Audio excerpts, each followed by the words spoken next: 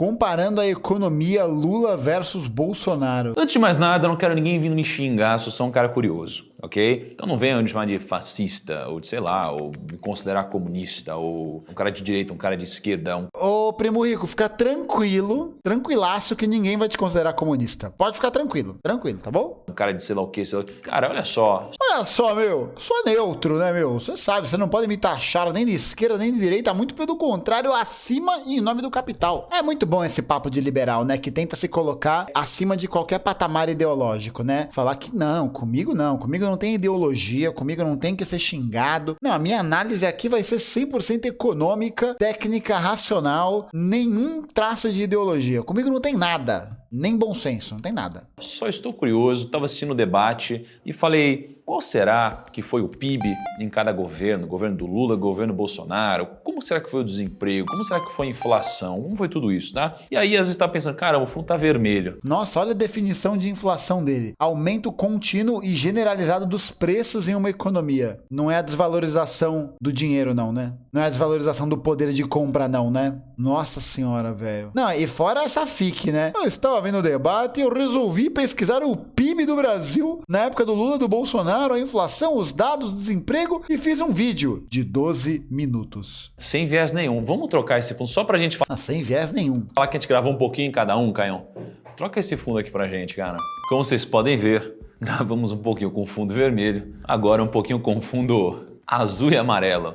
Ou seja, tô aqui como um cara curioso e aí eu vou perguntar pra você. Nossa. Quando terminar o vídeo, eu quero que você comente aqui embaixo o que mais te chamou a atenção nesse vídeo e o que você considerou de fato serem os melhores dados econômicos que eu mostrei. O que você considerou, né? É a mesma filha da Renata Barreto. É sempre essa perspectiva de jogar pra audiência a responsabilidade de fazer qualquer coisa e aí fica nisso, né? Um eterno relativismo que não vai pra lugar nenhum. Que basicamente jogando pra torcida produz desinformação e vai produzir essa horda, né? De pensamentos que não tem encaixe na realidade, na análise material da realidade. Nossa, é muito ruim, velho. Tanto no governo Bolsonaro quanto no governo Lula. Antes de eu começar só, deixa eu te dar um aviso, tá? A gente gravou um documentário, uma super produção. Na Finclass a gente um documentário no Brasil, perspectiva de Funchal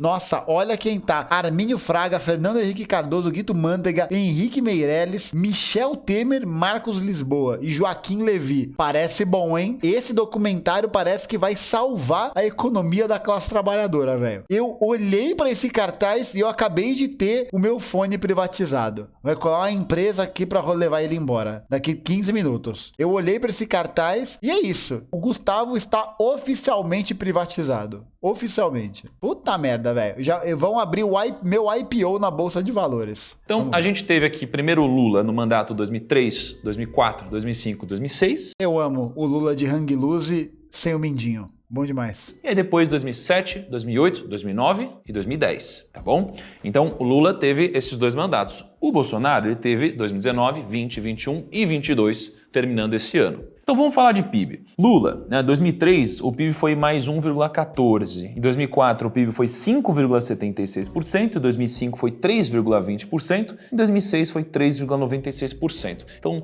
no acumulado, tá, tivemos aqui 14,76% de crescimento no PIB. No segundo mandato de Lula... Vamos ver se ele vai contextualizar os dados, né? Porque PIB pelo PIB, a ditadura militar também bateu recorde de crescimento do PIB. O dito milagre econômico, né? E foi uma merda. Né? Foi uma bosta para a classe trabalhadora que perdeu o poder de compra e a desigualdade brasileira atingiu patamares nunca antes vistos na história e que nunca mais voltaram a acontecer em nenhum lugar do mundo. Durante o milagre econômico, o coeficiente de Gini, que é aquele que mede a desigualdade nos países, no Brasil bateu 0,63. O maior número do planeta Terra era do Brasil. O país mais desigual do mundo era o Brasil durante o milagre econômico. É o coeficiente de Gimo. Exatamente, é o coeficiente de Gimo. Exatamente. A gente teve aqui 6% de crescimento em 2007, 5% em 2008, praticamente zero, né, em 2009, em 2010 mais 7,53%. Então passamos por uma crise aqui, né, o subprime, e tivemos mais 19,85%. Quando a gente pega o governo Bolsonaro, a gente não terminou ainda o mandato dele, tá? Então são dados, obviamente, inconclusivos. É inconclusivo, né? Aqui no primeiro ano deu 1%, no outro deu 1%, no terceiro deu 0,5%, no quarto ano, né, vai que o PIB brasileiro cresce, sei lá, 29%, né? Não dá pra, não dá, né? Não dá pra gente colocar o carro na frente dos bois, não é mesmo? Não dá, né? Não dá, é inconclusivo. Porém, eu de curiosidade puxei aqui os dados, tá? Então, 2019, o PIB subiu 1,14%. Em 2020, a gente teve um PIB horrível, porque foi o Covid. A gente nunca teve nada parecido na nossa história, tá? Então, é até difícil, de fato, você comparar os dados, né, de um governo com o outro. Mas, por mera curiosidade, ó, o PIB estava aqui menos 3,88%, tá bom? E no outro... Mas é engraçado porque ele não tá contextualizando os dados anteriores, né? Tipo, ele não tá falando qual que é o contexto histórico de cada momento que o PIB tá crescendo mais ou crescendo menos. Porque desde antes de 2019, a economia brasileira vinha crescendo aos solavancos. Porque desde o início do governo Temer, quando a gente começa a passar pelo grande pacote de austeridade, a economia brasileira começa a ficar em frangalhos, né? Desindustrialização, supremacia do agronegócio, setor de serviços, precarização do trabalho. O que tem de crescimento do PIB brasileiro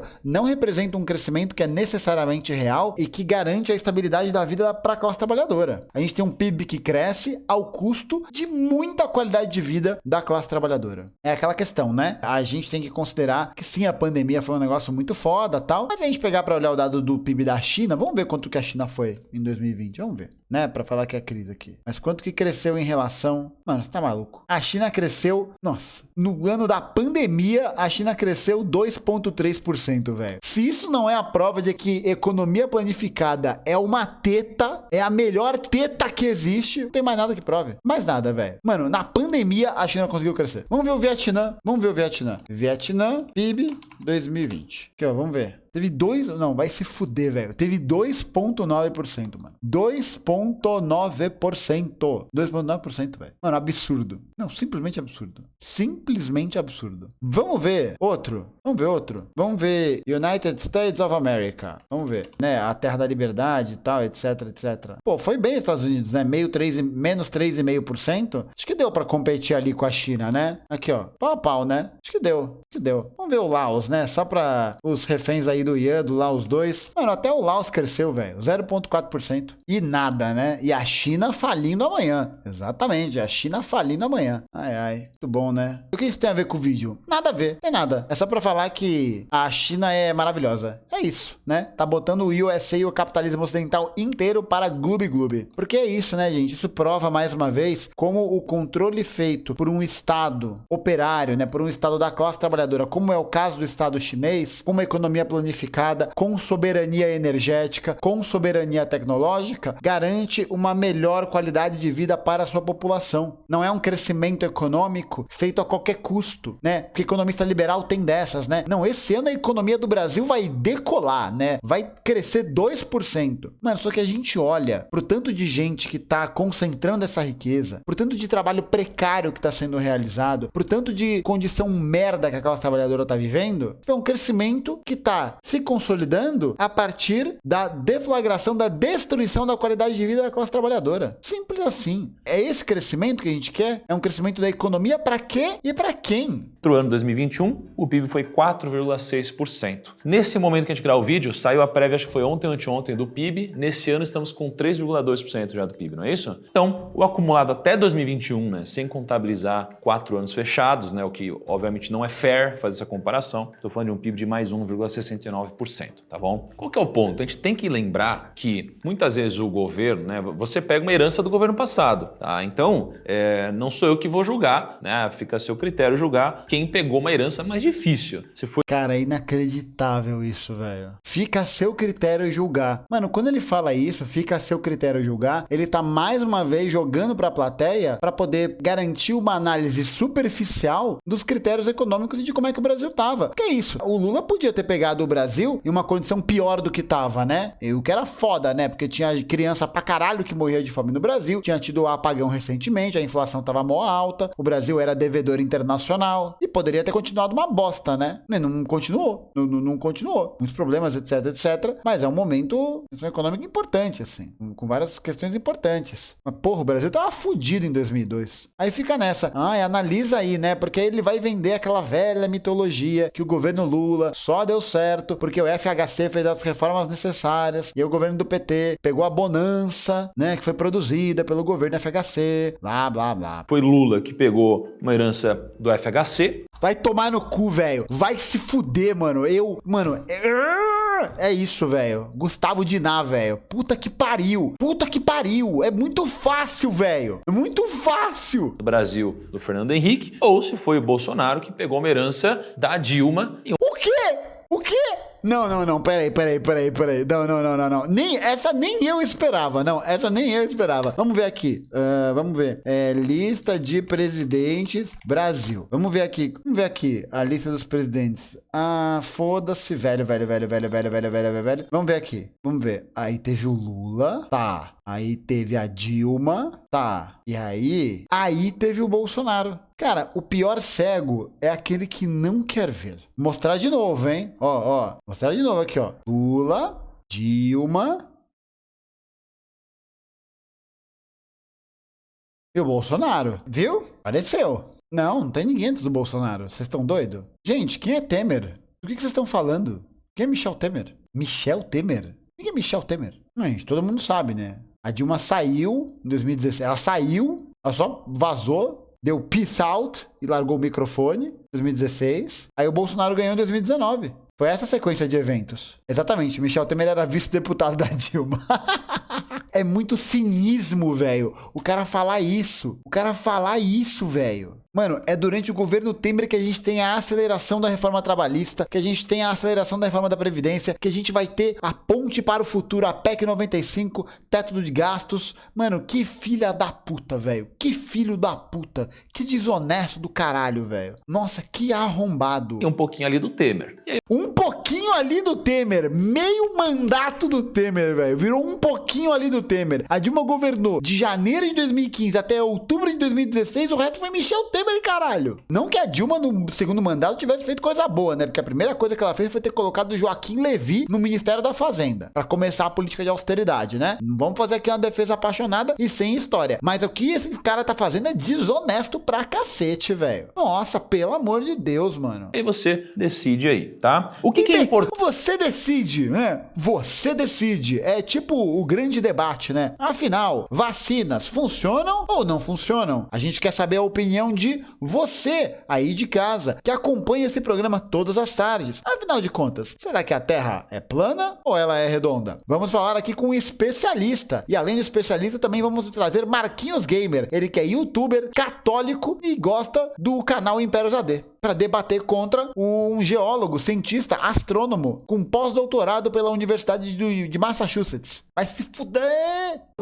Se você Sem a referência do Porta dos Fundos, porque esse vídeo é bom demais. olha só para esses dados, poxa, o PIB foi muito maior no governo PT, né, no governo do Lula. Porém, tem um dado importante que eu também de curiosidade puxei, que é o seguinte. De curiosidade, né? Ele bateu o anjo da curiosidade no Thiago Nigro. O Brasil tem uma correlação muito grande com China. A gente exporta muito para a China, especialmente commodity. Então teve um tempo, eu lembro quando eu trabalhava no mercado financeiro como assessor, que a nossa economia ela era muito parecida com a dos Estados Unidos, sob a ótica de que se a nossa bolsa sobe, né, ela subiu por consequência do S&P, que é o indicador dos Estados Unidos. Com o passar do tempo, a gente foi ficando cada vez mais parecido com China. Então, olha só, durante o primeiro governo Lula, onde o PIB subiu 14,76%, o PIB da China foi de mais 39,53%. Então, a China cresceu 39% e aí o Brasil cresceu 14%. No segundo governo do Lula, a China cresceu 51%. Olha, até agora o Thiago Nigro está... Se alguém que está assistindo esse vídeo ainda não virou marxista-leninista, parça, se até o primo rico tá defendendo a China, sei lá vi, meu amigo, sinto muito. Sim, camarada rico. Camarada rico? Enquanto o Brasil cresceu 19%. E agora, no governo Bolsonaro, né, nesses 3 anos, a China cresceu 18%. Gabriel Colombo? Gabriel Colombo? Ou seja, foi um crescimento É brincadeira, viu, Colombo? Eu te amo, eu jamais te compararia com esse pulha aí. muito mais lento, tá? E aí a nossa economia cresceu 1,69% e teve Covid aqui no meio, tá? Então, temos um fator China que com certeza teve alguma contribuição nisso aí. Um fator China. E como que é esse fator China? O que exatamente seria um fator China? O que é? Porque, tipo, o cara joga esses chavões, essas palavras vazias e não argumenta com nada. Ele tá falando que a justificativa do crescimento do PIB brasileiro foi pelo fator China. E só? E já era? Acabou? Fator China pedir pelo AliExpress. Esse é o fator China. Vamos agora para um outro dado importante. Inflação. Primeiro governo Lula. Média de... Acabou? Ele falou do fator China e...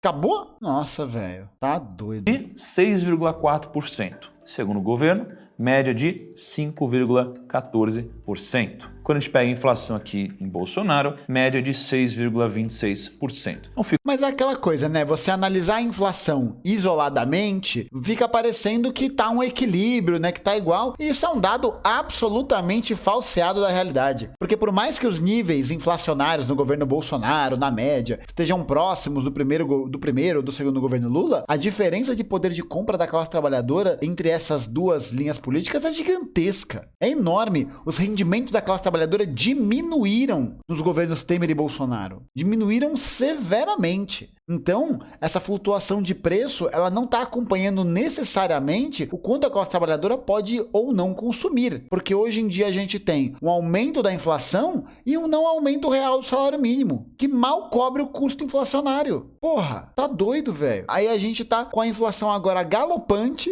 e o poder de compra da classe trabalhadora diminuindo pra cacete. E é isso, né, gente? É só a gente comparar quantas pessoas tinham fome, né?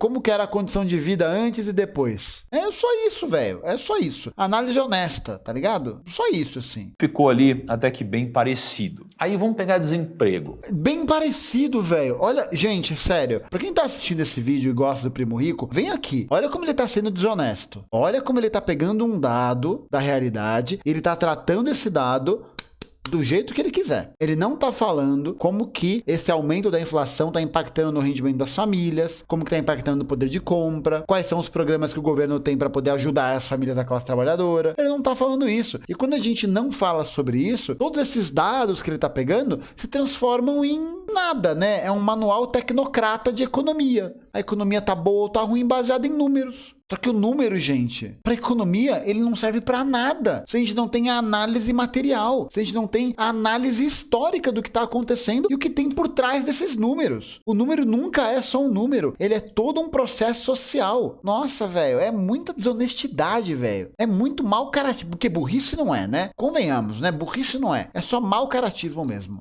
Onde será que foi pior, onde foi melhor? Primeiro governo de Lula. Quando o Lula assumiu o governo em 2003, ele assumiu... E de novo, vai falar do dado do desemprego. E não vai contextualizar que tipo de desemprego a gente está falando. Que tipo de criação de posto de trabalho a gente está falando. Isso não vai ser falado. Isso não vai ser falado. Vamos apostar, gente? Ele não vai falar sobre isso. Porque ele vai falar, o desemprego no governo Bolsonaro diminuiu em relação ao da Dilma, por exemplo. Só que ele não vai falar da qualidade dos empregos que estão sendo criados no Brasil, né? Que é tudo emprego terceirizado, tudo PJ, até um salário mínimo. Só os empregos merda. Só os empregos lixo. O governo com desemprego de 11,7%. Então, em 2002, o desemprego era 11,7%. Aí, fechamos 2003 com 12,4%. Então, fechamos com desemprego maior. Lembra que desemprego maior é pior, porque tem mais gente desempregada. Não é possível. Não é possível que esse parça seja milionário. Nossa, velho. Cara, esse é o caso mais real e evidente de como a meritocracia é uma farsa. É o mais real e evidente. Só que aí, né, o desemprego foi diminuindo. Em 2006, o ano foi fechado com 8,4% de desemprego. E no segundo governo do Lula, o desemprego fechou em 6,7%. Tivemos anos aqui com Dilma, Temer, e aí veio o Bolsonaro. Poxa, pegou ali. Mano, fora isso, né? O cara tá pegando um contexto histórico totalmente diferente de 2002, 2003 pra fazer a comparação. Pá! Tá aqui, ó. Pá! as duas tabelas pra você analisar. Nossa senhora, velho. Antes do governo dele, ele pegou, em 2018, 12,3% de desemprego. Fechou o primeiro ano, 2019, com 11,9%, então ele melhorou essa taxa. Aí veio... Melhorou baseado em quê? Qual que foi o tipo de emprego que foi criado no governo Bolsonaro? Terceirização, pejotização, uberização, setor de serviços, empregos de alta rotatividade, ausência de estabilidade empregatícia. Porra, de que adianta diminuir o desemprego com empregos de qualidade terrível? O objetivo desse tipo de diminuição de desemprego, sem pensar na qualidade do trabalho que está sendo oferecido, é mais uma medida dos liberais para poder motivar a exploração da classe trabalhadora até o seu limite. É a geração de lucro, é a geração e a concentração de capitais nas mãos das empresas, dos empresários, do agronegócio, do serviço, blá blá blá. E a classe trabalhadora tomando nabo, velho. E a classe trabalhadora se fudendo. Nossa, que é isso? Covid. Explodiu geral, 2020, 13,2% de desemprego. 2021, o negócio explodiu, desandou, 14,9% de desemprego. Mas esse ano, né, o último dado que saiu, já estamos em 9,1% de desemprego, tá? Mas aí, essa taxa de desemprego está sendo criada aonde? Em que área? É CLT? É emprego formal ou é emprego informal? Mais uma vez, vamos para os dados. Então, ó, 2016 tinham 10 milhões de trabalhadores informais no Brasil. 10 milhões. Quanto que tem hoje em dia? 39,3. O número quadruplicou, cara. O número quadruplicou, mano. Como que você pode falar e considerar no mesmo patamar de diminuição de desemprego, considerando que o número de trabalhadores informais sem carteira assinada, portanto, sem segurança, sem férias, sem 13º, sem direito, sem um monte de parada, quadruplicou. Aí vai falar, são microempreendedores, né? São microempreendedores individuais, né? Porque essa é outra desculpinha de merda que esses liberal filha da puta ficam usando. Saiu essa matéria outro dia. 90% dos empreendedores não tem funcionários, ou seja, é só o PJ ou é o cara trabalhando sozinho, né? Vai vender Yakult, vai vender cosmético, vai vender o caralho a quatro. Gente vendendo bolo de pote, vai chamar isso de empreendedor também é do caralho, né? É muita desonestidade. Esse veículo de merda aí que é o Estadão. E metade ganha só um salário mínimo. E essa é a realidade da classe trabalhadora, gente. É a destruição de qualquer cama de segurança para os trabalhadores. Qualquer uma. Então, quando a gente vai falar de emprego, desemprego, a gente tem que botar esses dados na mesa e fazer a análise histórica de cada momento, para não cair na armadilha sofística desse cara e falar, aí ó, o governo Bolsonaro tá com a taxa de desemprego em 9%. Bom, né? Tá muita gente ocupada. Mas qual que é o tipo de emprego? Qual que é a qualidade? Isso é fundamental. Então foi um alfa grande em relação ao quanto começou, tá bom? Então, como não fechou o ano ainda, a gente não consegue dizer qual é o fechamento de 2022. Se fosse hoje, seria 9,1%. Agora, se a gente for comparar com o mundo, olha só, o desemprego durante o primeiro governo do Lula, ele também caiu de 6,5%. Agora é isso, né? Agora ele vai contextualizar que no mundo todo também foi assim. E aí ele vai falar que durante o governo Bolsonaro, o mundo enfrentou uma onda maior de desemprego. E o Brasil tá numa contramão em relação a isso. Vamos apostar que vai ser isso? Vamos apostar?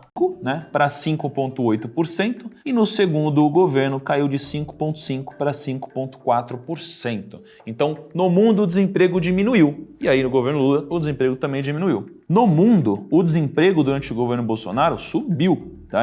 Óbvio. Mas é óbvio. Gente, é óbvio. Então, em 2019, estávamos com desemprego de 5,6%. E aí, quando a gente pega aqui 2021, 6,2%. Então, o desemprego aumentou. Obviamente, teve o Covid, foi isso que levantou tanto o desemprego do Brasil quanto do mundo. Não achei um dado de como estamos no desemprego global nesse ano. Bolsa de Valores, governo... Aí, ó, é muito fácil, gente. Sofista, previsível, fraco,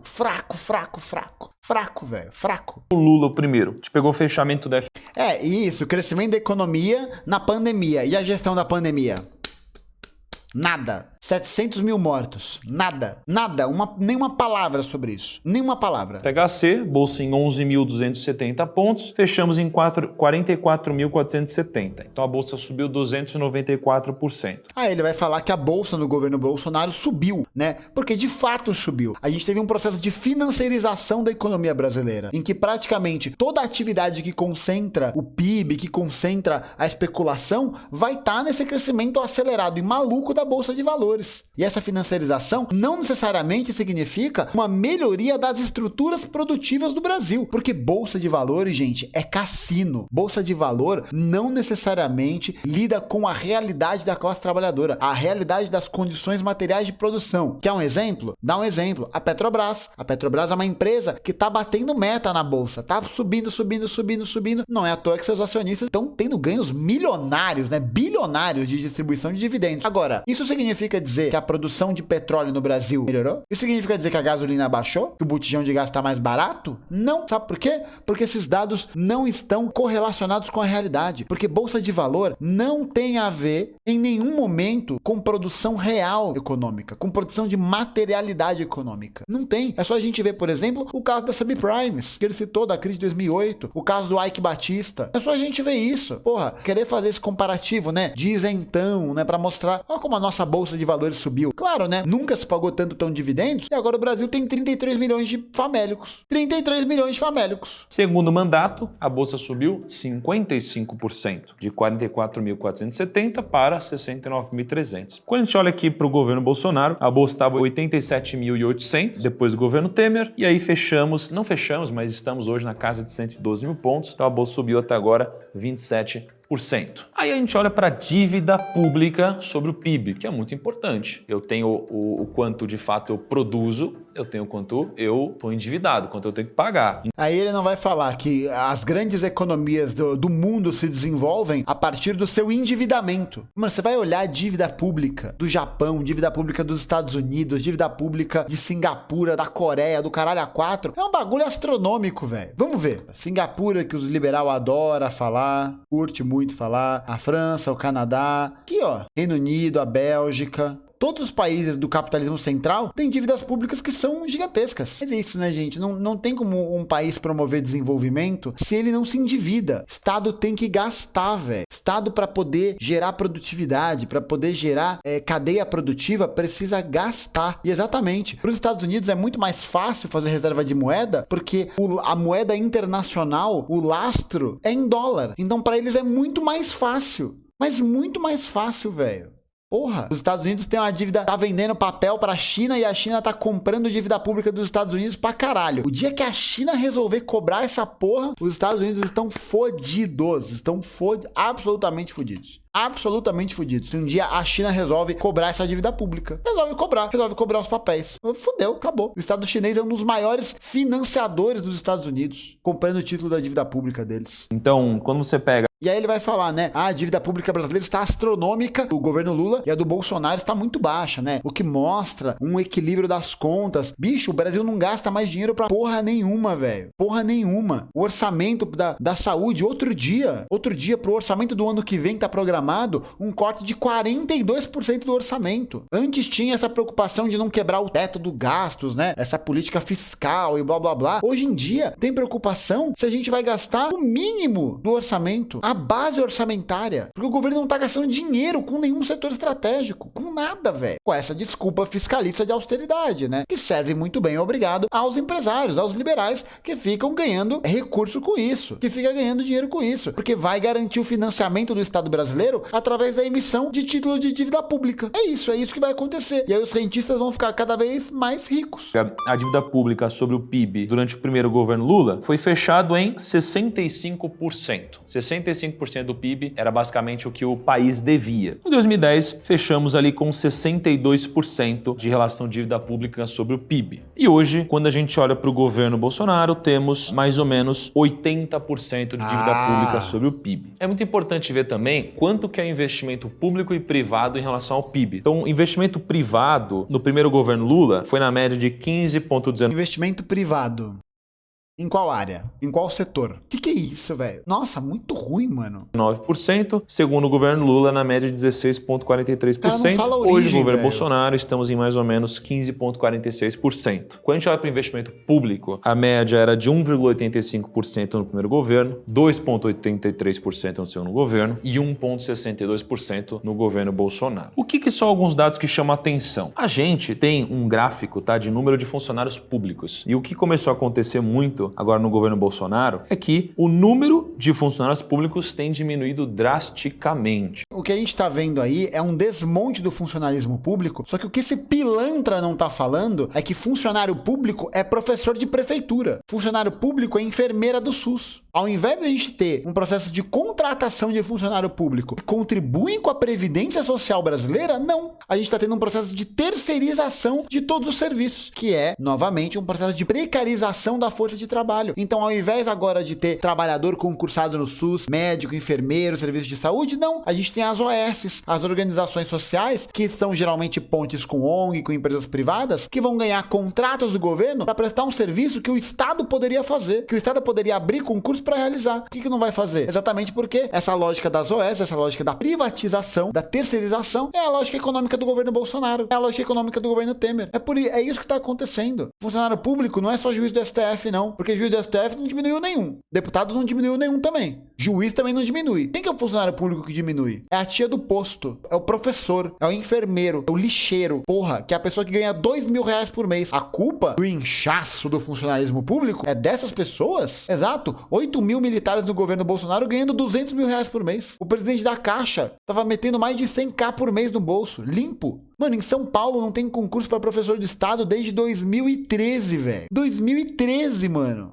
E aí você fala, pô, Thiago, mas aqui é bom ou é ruim? Vou deixar pra você interpretar. Mas olha... Que desonesto, velho. Vou deixar pra você interpretar. Cara, além de superficial, né? Além de ser uma pesquisa bunda, é desonesto, velho. Olha como o cara... Vocês estão vendo, gente? Como ele tá jogando pra torcida? Porque a galera que tá assistindo, muitas vezes, não vai ter esse questionamento da ordem de onde ele tá tirando esses dados. Qual que é a contextualização histórica que ele tá tendo com esses dados? Nossa esse senhora, fato. Véio. O salário de um assistente administrativo, por exemplo, no setor público, é de R$ 3.359. O salário de um assistente administrativo no setor privado é de R$ 1.680. O salário de um professor de ensino médio do ensino fundamental é R$ 3.314 no ensino público, setor privado, R$ 2.331. Professor de ensino superior de ensino fundamental, R$ 3.200 contra R$ 2.500. Auxiliar de escritório, R$ 3.200 contra R$ 1.600. Olha, mano, eu vou até tirar minha cara aqui da tabela pra vocês passarem mal junto comigo. O cara tá querendo legitimar essa posição de diminuição do funcionalismo público usando como argumento que no setor privado paga menos. E por isso é melhor. Para as contas públicas, né? É a precarização do trabalho, exatamente. Ele não vai falar que assistente administrativo no setor privado trabalha muito mais, tá muito mais fudido e tem muito mais possibilidade de perder o emprego. Vive eternamente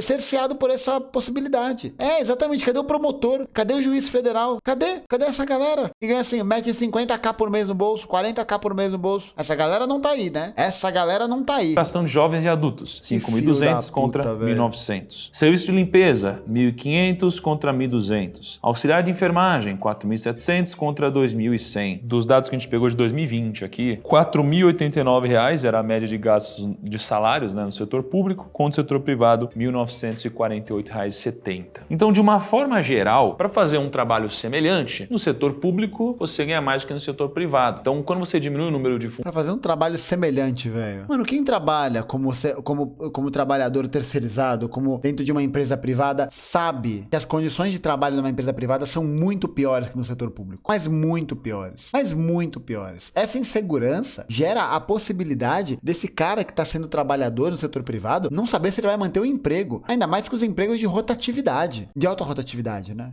Nossa, pelo amor de Deus. Olha a lógica dessa pessoa. É claro, né? Ele não tá falando isso, né? Nessas palavras e tal. Mas o que ele tá dando a entender, jogando pro ouvinte decidir, é isso, né? Aí, ó, como o setor privado gasta menos e é um trabalho semelhante. Dá pra economizar aí. Né? Dá para economizar aí. Funcionários públicos, eles de alguma forma vão para uma iniciativa privada, você acaba diminuindo o salário dessas pessoas e, consequentemente, o gasto também. Então, mano, o cara tá vendo pessoas como gasto, velho. Entendeu? Gente, isso é perverso. Gente, pelo amor de Deus, isso é perversidade, velho.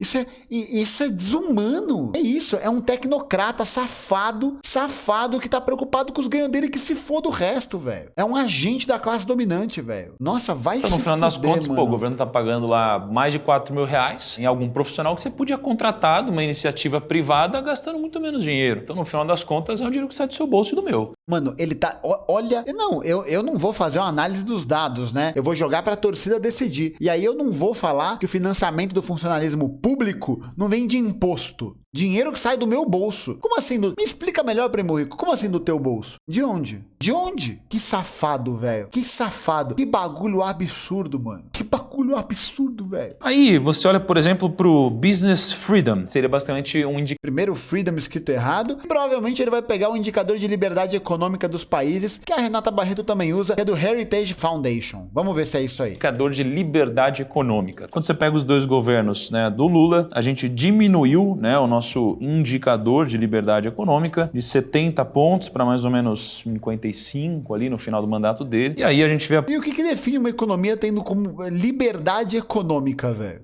Liberdade econômica. Gente, sabe o que significa Heritage Foundation em inglês? Literalmente, fundação da herança. Heritage é herança. É a fundação dos herdeiros, parça. Claro que os herdeiros vão defender liberdade econômica. Mano, é exatamente o mesmo dado. É exatamente a mesma tabela, velho. Aqui, ó, Business Freedom. Aqui, ó, cara, eu não erro uma, velho. Faz aqui, o copia e cola aqui, ó. Tá maluco, velho. Quais que são os critérios dessa merda, né? Direito à propriedade, integridade governamental, efetividade jurídica. Não sei o que isso significa. Nada, né? Tamanho do governo, quanto o governo gasta, impostos e saúde fiscal. Então é isso. Quanto mais o governo tem uma saúde fiscal boa, segundo os parâmetros liberais, mais liberdade econômica ele tem.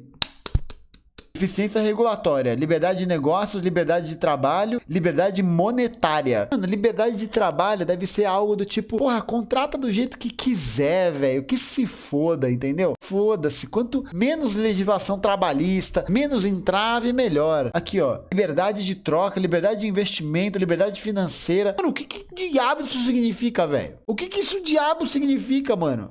parte do governo Temer, mais ou menos. Gente, é isso. O Primo Rico usa dados do Heritage Foundation. Igual a Renata Barreto.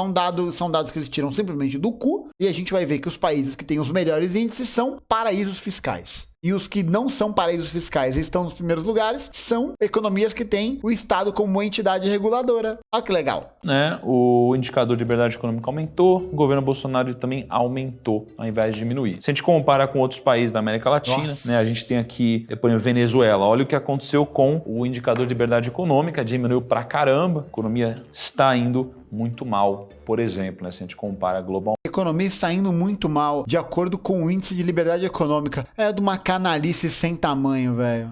Bom, o que vocês acharam? O que vocês acharam desses dados? Como que isso aqui muda alguma coisa pra você? O que você enxerga disso? Deixa nos comentários. Mas é o seguinte, se você xingar alguém nos comentários, eu vou deletar seu comentário, vou te bloquear. Seja leve. Não tem espaço para crescimento onde não tem debate com educação. Grande abraço pra vocês. Porra, vai se fuder, mano. Vamos ver os comentários, né? Que é sempre bom. Nossa, velho. Trouxe os dados de forma imparcial. Cada um avalia da forma que quiser. É o estatística, mano. Estatística hang loose, velho. Estatística Ronaldinho Gaúcho. Mas provavelmente os fanáticos vão te atacar como sempre fazem quando são contrariados. Não tem espaço para crescimento, onde não tem debate para educação. Negro 2022. Que citação, hein? Que citação. Achei importante comparar o que aconteceu com o Brasil em cada governo e qual era o contexto mundial. Boa. Essa comparação de quanto o Brasil cresceu versus China é ótima. Ruim, né? Porque você não tá comparando qual que é o tipo de crescimento das duas economias. Vamos voltar lá no Heritage Foundation. Tá bosta. Pra ver como é que a China se comporta segundo esse índice de merda, né? Vamos ver. É claro, né? É lógico que a China tem menos liberdade econômica que a Libéria. Mais, né? E menos que o Lesoto. Nossa, velho. Vai tomar no